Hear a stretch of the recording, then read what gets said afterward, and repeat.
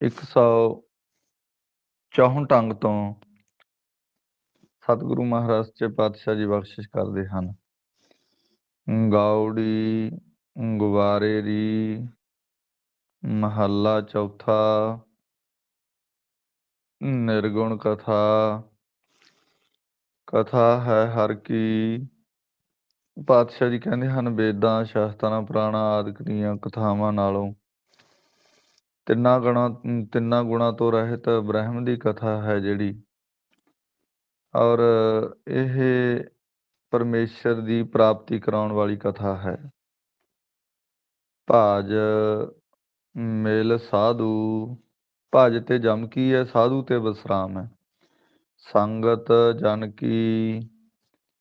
ਸੰਤ ਜਨਾਂ ਦੀ ਸੰਗਤ ਵਿੱਚ ਮਿਲ ਕੇ ਵਾਹਿਗੁਰੂ ਦਾ ਸਿਮਰਨ ਕਰਨਾ ਕਰੋ। ਤਰ ਭਉ ਜਲ ਅਕਥ ਕਥਾ ਸੁਨ ਹਰ ਕੀ। ਉੱਥੇ ਅਕਾਲ ਪੁਰਖ ਦੀ ਅਕਥ ਕਥਨ ਤੋਂ ਰਹਿਤ ਕਥਾ ਨੂੰ ਸੁਣ, ਫਿਰ ਤੂੰ ਸੰਸਾਰ ਸਮੁੰਦਰ ਤੋਂ ਤਰ ਜਾਏਗਾ। ਗੋਬਿੰਦ ਸਤ ਸੰਗਤ ਮੇਲਾਏ। ਇਹ ਸੰਤ ਜਨੋ, ਮੈਨੂੰ ਪਰਮੇਸ਼ਰ ਦੀ ਪ੍ਰਾਪਤੀ ਵਾਲੀ ਸੰਗਤ ਵਿੱਚ ਮਿਲਣਾ ਕਰੋ। ਹਰ ਰਸ ਰਸਨਾ ਰਾਮ ਗੁਣ ਗਾਏ ਰਹਾਉ। ਜੋ ਉੱਥੇ ਪਰਮੇਸ਼ਰ ਦੇ ਗੁਣਾਂ ਨੂੰ ਗਾ ਕੇ ਹਰੀ ਨਾਮ ਰਸ ਨੂੰ ਰਸਨਾ ਦੇ ਨਾਲ ਚਖਣਾ ਕਰਾਂ, ਵਿਸਰਾਮ ਦੇ ਕੇ ਉਚਾਰਨ ਕਰਦੇ ਹਨ। ਜੋ ਜਨ ਧਿਆਵ ਹੈ ਹਰ ਹਰ ਨਾਮਾ। ਜਿਹੜੇ ਪੁਰਸ਼ ਪਰਮੇਸ਼ਰ ਦੇ ਨਾਮ ਨੂੰ ਚਿੱਤ ਦੀ ਬਿਰਤੀ ਜੋੜ ਕੇ ਧਿਆਨ ਨਾਲ ਧਿਆਉਣਾ ਕਰਦੇ ਹਨ। ਤਿੰਨ ਦਾਸਨ ਦਾਸ ਕਰਹੁ ਹਮ ਰਾਮਾ। ਰਮੇ ਹੋਏ ਪਰਮੇਸ਼ਰ ਸਾਨੂੰ ਮਨ ਬਾਣੀ ਸਰੀਰ ਕਰਕੇ ਉਹਨਾਂ ਦਾਸਨ ਦਾਸ ਸੇਵਕਾਂ ਦੇ ਸੇਵਕ ਬਣਾਉਣਾ ਕਰੋ। ਜਨ ਕੀ ਸੇਵਾ ਊਤਮ ਕਾਮਾ। ਉਹਨਾਂ ਜਨਾਂ ਦੀ ਸੇਵਾ ਟਹਿਲ ਕਰਨੀ ਸਭ ਤੋਂ ਉੱਤਮ ਸ੍ਰੇਸ਼ਟ ਚੰਗਾ ਕੰਮ ਹੈ। ਜੋ ਹਰ ਕੀ ਹਰ ਕਥਾ ਸੁਣਾਵੇ। ਜਿਹੜਾ ਗੁਰਮੁਖ ਜਨ ਪਰਮੇਸ਼ਰ ਦੀ ਪ੍ਰਾਪਤੀ ਵਾਲੀ ਔਰ ਪਰਮੇਸ਼ਰ ਦੇ ਨਾਮ ਰੂਪ ਕਥਾ ਸੁਣਾਉਂਦਾ ਹੈ, ਉਹਨਾਂ ਜਨਾਂ ਦੀ, ਉਹਨਾਂ ਪਿਆਰਿਆਂ ਦੀ ਸੇਵਾ ਕਰਨੀ ਹੈ ਜਿਹੜੀ, ਪਾਤਸ਼ਾਹ ਕਹਿੰਦੇ ਉਹ ਸਭ ਤੋਂ ਉੱਤਮ ਹੈ। ਜੋ ਹਰ ਕੀ ਹਰ ਕਥਾ ਸੁਣਾਵੇ। ਸੋ ਜਨ ਹਮਰਾ ਮਨ ਚਿਤ ਭਾਵੈ। ਪਾਤਸ਼ਾਹ ਕਹਿੰਦੇ ਉਹ ਪੁਰਖ ਸਾਡੇ ਮਨ ਨੂੰ ਬਹੁਤ ਚੰਗਾ ਲੱਗਦਾ ਹੈ, ਪਿਆਰਾ ਲੱਗਦਾ ਹੈ, ਜਿਹੜਾ ਹਰੀ ਅਕਾਲ ਪੁਰਖ ਦੀ ਕਥਾ ਦੀ ਸੇਵਾ ਕਰਦਾ ਹੈ ਤੇ ਜਿਹੜਾ ਉਹਨਾਂ ਦੀ ਸੇਵਾ ਕਰਦਾ ਹੈ। ਜਨ ਪਗ ਰੇਣ ਵੱਡ ਭਾਗੀ ਪਾਵੈ। ਪਰਮੇਸ਼ਰ ਦੇ ਭਗਤ ਜਨਾਂ ਦੇ ਚਰਨਾਂ ਦੀ ਰੇਣ ਕਹੀਏ ਧੂੜੀ ਕੋਈ ਵੱਡੇ ਭਾਗਾਂ ਵਾਲਾ ਪਾਉਂਦਾ ਹੈ। ਸੰਤ ਜਨਾ ਸਿਓ ਪ੍ਰੀਤ ਬਨ ਆਈ। ਪਾਤਸ਼ਾਹ ਜੀ ਕਹਿੰਦੇ ਹਨ, ਇਹ ਭਾਈ ਉਹਨਾਂ ਦੀ ਵਾਹਿਗੁਰੂ ਦੇ ਪਿਆਰਿਆਂ ਨਾਲ, ਸੰਤਾਂ ਭਗਤਾਂ ਦੇ ਨਾਲ ਪ੍ਰੀਤੀ ਬਣ ਆਈ ਹੈ। ਜਿਨ ਕੋ ਲਿਖਤ ਲਿਖਿਆ ਧੁਰ ਭਾਈ। ਜਿਨ੍ਹਾਂ ਦੇ ਮੱਥੇ ਉੱਤੇ ਚੰਗਾ ਲੇਖ ਲਿਖਿਆ ਹੈ ਧੁਰ ਤੋਂ। ਪਾਤਸ਼ਾਹ ਜੀ ਕਹਿੰਦੇ ਔਰ ਚੰਗੇ ਸ੍ਰੇਸ਼ਟ ਲਿਖੇ ਅਨੁਸਾਰ ਉਹਨਾਂ ਨੇ ਪੂਰਬਲੇ ਪੁੰਨਾਂ ਦੇ ਪ੍ਰੇਰੇ ਹੋਇਆਂ ਨੇ ਸੰਗਤ ਨਾਲ ਪ੍ਰੀਤੀ ਪਾਉਣਾ ਕੀਤੀ ਹੈ। ਤੇ ਜਨ ਨਾਨਕ ਨਾਮ ਸਮਾਈ। ਉਹ ਗੁਰਮੁਖ ਜਨ ਪਰਮੇਸ਼ਰ ਦੇ ਨਾਮ ਵਿੱਚ ਸਮਾ ਜਾਂਦੇ ਹਨ ਤੇ ਪਰਮੇਸ਼ਰ ਵਿੱਚ ਲੀਨਤਾ ਹੋ ਜਾਂਦੀ ਹੈ। ਗੌੜੀ ਗੁਬਾਰੇ ਦੀ ਮਹੱਲਾ ਚੌਥਾ। ਮਾਤਾ ਪ੍ਰੀਤ ਕਰੇ ਪੁੱਤ ਖਾਏ।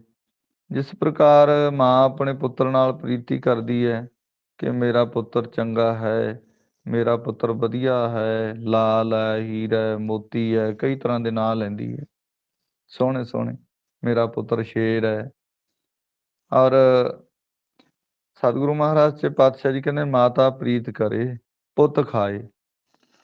ਔਰ ਮਾਤਾ ਪ੍ਰੀਤੀ ਕਰਕੇ ਆਪਣੇ ਪੁੱਤਰ ਨੂੰ ਚੰਗੀਆਂ ਚੰਗੀਆਂ ਖੁਰਾਕਾਂ ਦਿੰਦੀ ਹੈ। ਖੁਰਾਕਾਂ ਦਿੰਦੀ ਹੈ, ਉਹ ਪੁੱਤ ਖਾਂਦਾ ਹੈ।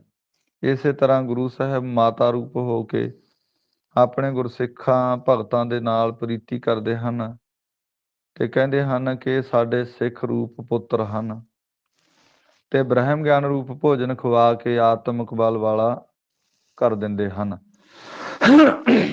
ਬ੍ਰਹਮ ਗਿਆਨ ਦੀ ਖੁਰਾਕ ਗੁਰੂ ਰੂਪ ਪਿਤਾ ਤੋਂ ਸਿੱਖ ਪੁੱਤਰ ਰੂਪ ਹੋ ਕੇ ਖਾਂਦੇ ਆ, ਛਕਦੇ ਆ ਤੇ ਬਲ ਵਾਲੇ ਹੁੰਦੇ ਆ। ਮੀਨੇ ਪ੍ਰੀਤ ਭਾਈ ਜਲ ਨਹਾਏ, ਜਿਵੇਂ ਮੱਛੀ ਦੀ ਜਲ ਨਾਲ ਪ੍ਰੀਤੀ ਹੁੰਦੀ ਹੈ, ਉਹ ਜਲ ਵਿੱਚ ਪਾਣੀ ਵਿੱਚ ਇਸ਼ਨਾਨ ਕਰਦੀ ਰਹਿੰਦੀ ਹੈ। ਤੇ ਇਸੇ ਤਰ੍ਹਾਂ ਗੁਰਸਿੱਖਾਂ ਦੀ ਗੁਰੂ ਸਾਹਿਬ ਨਾਲ ਪ੍ਰੀਤੀ ਹੈ ਤੇ ਗੁਰੂ ਦੇ ਚਰਨਾਂ ਕਮਲਾਂ ਨਾਲ ਬਿਰਤੀ ਜੋੜੀ ਹੋਈ ਹੈ ਉਹਨਾਂ ਦੀ, ਤੇ ਪ੍ਰੇਮ ਰੂਪੀ ਜਲ ਵਿੱਚ ਇਸ਼ਨਾਨ ਕਰਦੇ ਆ। ਸਤਿਗੁਰ ਪ੍ਰੀਤ ਗੁਰਸਿੱਖ ਮੁਖ ਪਾਏ, ਸਤਿਗੁਰਾਂ ਦੇ ਅੰਦਰ ਗੁਰਸਿੱਖ ਪ੍ਰਤੀ ਪ੍ਰੀਤ ਹੈ ਕਿ ਅਸੀਂ ਗੁਰਸਿੱਖ ਦੇ ਮੁੱਖ ਵਿੱਚ ਪਦਾਰਥ ਪਾਉਣਾ ਕਰਦੇ ਹਾਂ, ਸਤ ਸੰਤੋਖ ਆਦਿਕ ਸ਼ੁਭ ਗੁਣਾਂ ਦੇ ਪਦਾਰਥ। ਤੇ ਹਰ ਜਨ ਹਰ ਮੇਲ ਹੋ ਹਮ ਪਿਆਰੇ, ਇਹ ਪਿਆਰੇ ਮੈਨੂੰ ਉਹਨਾਂ ਹਰੀ ਦੇ ਸੰਤ ਜਨਾਂ ਨਾਲ ਮੇਲਣਾ ਕਰੋ। ਜਿਨ ਮਿਲਿਆ ਦੁੱਖ ਜਾਹੇ ਹਮਾਰੇ ਰਹਾਓ, ਜਿਨ੍ਹਾਂ ਦੇ ਮਿਲਣ ਕਰਕੇ ਸਾਡੇ ਸਾਰੇ ਦੁੱਖ ਜੰਮਣ ਮਰਨ ਦੇ ਚਲੇ ਜਾਣੇ ਹਨ। ਜਿਉ ਮਿਲ ਬਛਰੇ ਗਊ ਪ੍ਰੀਤ ਲਗਾਵੈ, ਜਿਵੇਂ ਬਛਰੇ ਕਹੀਏ, ਬੱਚੇ ਨੂੰ ਮਿਲਣ ਕਰਕੇ ਗਊ ਹੈ ਜਿਹੜੀ ਪ੍ਰੀਤੀ ਲਾਉਂਦੀ ਹੈ। ਇਸੇ ਤਰ੍ਹਾਂ ਬੱਚੇ ਦੀ ਨਿਆਈ ਗੁਰਸਿੱਖ ਅਤੇ ਗਊ ਦੀ ਨਿਆਈ ਮਾਤਾ ਪਿਤਾ ਰੂਪ ਗੁਰੂ ਗ੍ਰੰਥ ਸਾਹਿਬ ਜੀ ਗੁਰਸਿੱਖਾਂ ਦੇ ਮਸਤਕ ਦੇ ਹੱਥ ਰੱਖ ਕੇ ਪ੍ਰੀਤੀ ਲਾਉਂਦੇ ਹਨ, ਭਾਵ ਨਿਹਾਲ ਨਿਹਾਲ ਕਰਦੇ ਆ। ਕਾਮਨ ਪ੍ਰੀਤ ਜਾਂ ਫਿਰ ਘਰ ਆਵੈ, ਜਦੋਂ ਪ੍ਰਦੇਸ਼ ਗਿਆ ਹੋਇਆ ਪਤੀ ਘਰ ਆਵੇ ਉਦੋਂ ਫਿਰ ਇਸਤਰੀ ਆਪਣੀ ਘਰਵਾਲੀ ਆਪਣੇ ਘਰ ਵਾਲੇ ਦੇ ਨਾਲ ਪ੍ਰੀਤੀ ਕਰਦੀ ਹੈ, ਪਿਆਰ ਕਰਦੀ ਹੈ ਕਿ ਮੇਰਾ ਪਤੀ ਔਰ ਬਹੁਤ ਟਾਈਮ ਬਾਅਦ ਆਇਆ ਤੇ ਇਸ ਤਰ੍ਹਾਂ ਪ੍ਰੀਤੀ ਕਰਦੀ ਹੈ ਉਹਦੇ ਨਾਲ। ਇਹ ਗੁਰਸਿੱਖਾਂ ਦੇ ਅੰਦਰ ਪ੍ਰੀਤ ਹੈ ਕਿ ਗੁਰੂ ਸਾਹਿਬ ਆ ਕੇ ਸਾਨੂੰ ਦਰਸ਼ਨ ਦੇਣ।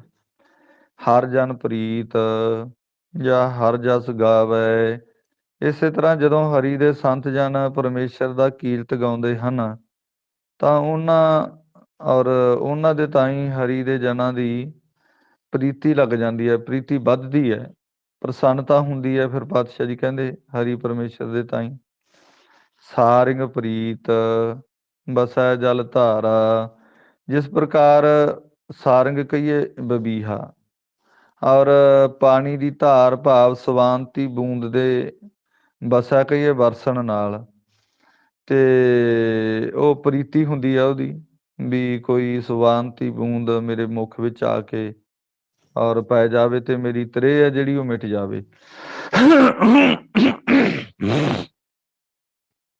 ਸੋ ਸਤਿਗੁਰੂ ਮਹਾਰਾਜ ਚ ਪਾਤਸ਼ਾਹ ਜੀ ਕਹਿੰਦੇ ਹਨ ਵੀ ਨਰਪਤ ਪ੍ਰੀਤ ਮਾਇਆ ਦੇਖ ਪਸਾਰਾ, ਨਰਪਤ ਕਹੀਏ ਨਰਾਂ ਦੇ ਪਤੀ ਰਾਜਿਆਂ ਦੀ ਪ੍ਰੀਤੀ ਔਰ ਮਾਇਆ ਦਾ ਬਹੁਤ ਪਸਾਰਾ ਦੇਖਣ ਵਿੱਚ ਹੁੰਦੀ ਹੈ, ਭਾਵ ਬਹੁਤ ਖਜ਼ਾਨਾ ਵਧਾਉਣ ਦੀ ਹੁੰਦੀ ਹੈ। ਨਰਪਤ ਪ੍ਰੀਤ, ਨਰ ਕਹੀਏ ਨਰ, ਪਤ ਕਹੀਏ ਨਰਾਂ ਦਾ ਪਤੀ ਰਾਜਾ ਔਰ ਰਾਜੇ ਦੀ ਪ੍ਰੀਤੀ ਮਾਇਆ ਦੇਖ ਪਸਾਰਾ, ਮਾਇਆ ਦਾ ਪਸਾਰਾ ਦੇਖ ਕੇ ਖੁਸ਼ ਹੁੰਦਾ ਹੈ ਉਹ। ਹਰ ਜਨ ਪ੍ਰੀਤ ਜਪੈ ਨਿਰੰਕਾਰ, ਇਸੇ ਤਰ੍ਹਾਂ ਪਰਮੇਸ਼ਰ ਦੇ ਸੰਤ ਜਨਾਂ ਦੀ ਪ੍ਰੀਤੀ ਆਕਾਰ ਨਿਰੰਕਾਰ, ਆਕਾਰ ਤੋਂ ਰਹਿਤ ਪਰਮੇਸ਼ਰ ਦੇ ਨਾਲ ਨਾਮ ਜਪਣ ਵਿੱਚ ਹੁੰਦੀ ਹੈ ਕਿ ਨਾਮ ਜਪੀਏ ਬਸ। ਇਹ ਅੱਡੋ ਅੱਡੀ ਪ੍ਰੀਤੀ ਦੱਸੀ ਹੈ ਵੀ ਕਿਹਦੀ ਪ੍ਰੀਤੀ ਕਿਸ ਨਾਲ ਹੈ, ਤੇ ਗੁਰਸਿੱਖਾਂ ਦੀ ਪ੍ਰੀਤੀ ਨਾਮ ਜਪਣ ਵਿੱਚ, ਬਾਣੀ ਪੜ੍ਹਨ ਵਿੱਚ, ਸੇਵਾ ਕਰਨ ਵਿੱਚ ਹੁੰਦੀ ਹੈ। ਨਰ ਪ੍ਰਾਣੀ ਪ੍ਰੀਤ ਮਾਇਆ ਧਨ ਖਾਟੇ, ਜਿਵੇਂ ਪ੍ਰਾਣੀ ਪ੍ਰਾਣਾਧਾਰੀ ਪੁਰਖਾਂ ਦੀ ਪ੍ਰੀਤੀ ਮਾਇਆ ਛਲ ਰੂਪ ਔਰ ਖੱਟਣ ਵਿੱਚ ਇਕੱਤਰ ਕਰਨ ਵਿੱਚ ਹੁੰਦੀ ਹੈ। ਗੁਰ ਸਿੱਖ ਪ੍ਰੀਤ ਗੁਰ ਮਿਲੈ ਗਲਾਟੇ। ਗੁਰਸਿੱਖਾਂ ਦੀ ਪ੍ਰੀਤੀ ਗੁਰੂ ਦੇ ਕੰਠ ਨਾਲ ਮਿਲਣ ਦੀ ਹੁੰਦੀ ਹੈ, ਭਾਵ ਗਲਵੱਖੜੀ ਪਾ ਕੇ ਮਿਲਣ ਦੀ। ਗੁਰਸਿੱਖਾਂ ਦੀ ਪ੍ਰੀਤੀ ਗੁਰਾਂ ਦੇ ਗਲਾਟੇ ਕਹੀਏ, ਕੰਠ ਵਿੱਚੋਂ ਨਿਕਲੇ ਉਪਦੇਸ਼ ਦੁਆਰਾ ਪਰਮੇਸ਼ਰ ਦੇ ਨਾਲ ਮਿਲਣ ਦੀ, ਭਾਵ ਅਭੇਦ ਹੋਣ ਦੀ ਹੁੰਦੀ ਹੈ। ਜਨ ਨਾਨਕ ਪ੍ਰੀਤ ਸਾਧ ਪਗ ਚਾਟੇ। ਪਾਤਸ਼ਾਹ ਜੀ ਕਹਿੰਦੇ ਸਾਡੀ ਜਨਾਂ ਦੀ ਪ੍ਰੀਤੀ ਤਾਂ ਮਹਾਰਾਜ ਜੀ ਦੇ ਸਾਧੂਆਂ ਸੰਤਾਂ ਭਗਤਾਂ ਦੇ ਪੱਗ ਪੱਗ ਕਹੀਏ ਚਾਰਨ, ਚਾਟੇ ਕੀ ਚੱਟਣ ਵਿੱਚ ਹੈ, ਭਾਵ ਚਾਟੇ ਕੀਏ ਚਾ ਲੱਗਿਆ ਰਹਿੰਦਾ ਕਿ ਉਹਨਾਂ ਸਾਧੂ ਮਹਾਤਮਾ ਦੀ ਪ੍ਰੀਤ ਪ੍ਰਾਪਤ ਹੋਵੇ। ਗੌੜੀ ਗੁਵਾਰੇ ਦੀ ਮਹੱਲਾ ਚੌਥਾ। ਚੌਥੇ ਪਾਤਸ਼ਾਹ ਜੀ ਕਥਨ ਕਰਦੇ ਹਨ।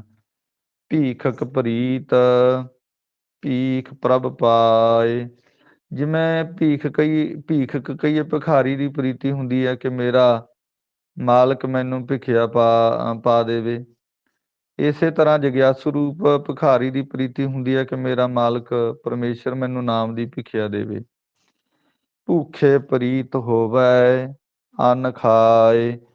ਭੁੱਖਿਆਂ ਪੁਰਸ਼ਾਂ ਦੀ ਔਰ ਜਿਹੜੀ ਪ੍ਰੀਤੀ ਹੈ ਉਹ ਖਾਣ ਪੀਣ ਵਿੱਚ ਹੀ ਹੁੰਦੀ ਹੈ, ਵੀ ਹੁਣ ਰੋਟੀ ਖਾ ਲਈ, ਥੋੜ੍ਹੇ ਚਿਰ ਨੂੰ ਚਾਹ ਪੀ ਲਈ, ਫਿਰ ਦੁੱਧ ਪੀ ਲਿਆ, ਫਿਰ ਕੋਈ ਫਲ ਫਰੂਟ ਖਾ ਲਿਆ, ਸਾਰਾ ਦਿਨ ਹੀ ਖਾਣ ਵਿੱਚ ਰਹਿੰਦੇ ਨੇ।